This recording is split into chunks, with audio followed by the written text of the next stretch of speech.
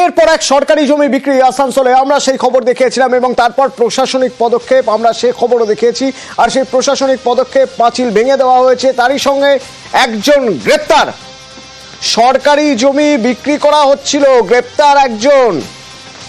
আসানসোলে দীপক রয়েছে আমার সঙ্গে। প্রভাব খাটিয়ে জমি বিক্রি করার চেষ্টা চলছিল, বলা হচ্ছিল নাকি নিজের জমি।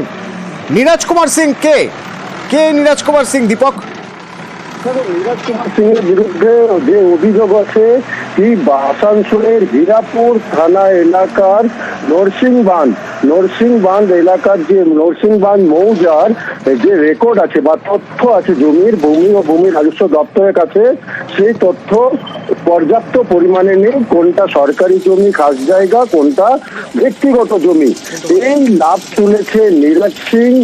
যত সরকারি জমি, বেশিরভাগ সরকারি জমিকে জাল দলিল দিয়ে নিজের নামে প্রথমে তুলে নেওয়া, পরে সেই জমিকে বিক্রি করা অন্যত্রকে।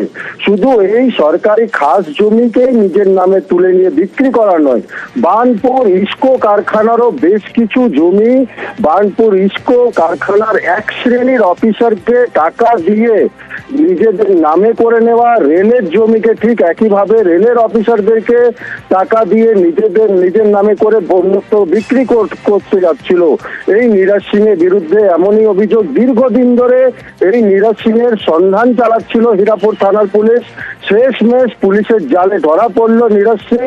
আজকে নীরজ সিংকে আসানসোল আদালতে তোলা হলে পুলিশ 10 দিনের নিজেদের হেফাজতের আবেদন জানায়, কিন্তু আদালত 7 দিনের পুলিশ হেফাজত নির্দেশ দেয় এবং এই নিজেদের হেফাজতে পাওয়ার পরেই আসানসোলের হীরাপুর থানার পুলিশ এই নীরজ সিংকে জিজ্ঞাসাবাদ করে জানতে চায় কি কোন কোন জায়গায় সরকারি জমি, কোন কোন জমিকে সে জাল নথিপত্র দিয়ে নিজের নামে প্রথমে করা, পরে অন্যত্র বিক্রি করেছে। এই তথ্য পাওয়ার পরই তাকে পুলিশ কতটা জমির পরিমাণ সে দখল করেছে সরকারি খাস জমি তা জানাতে পারবে। ধন্যবাদ।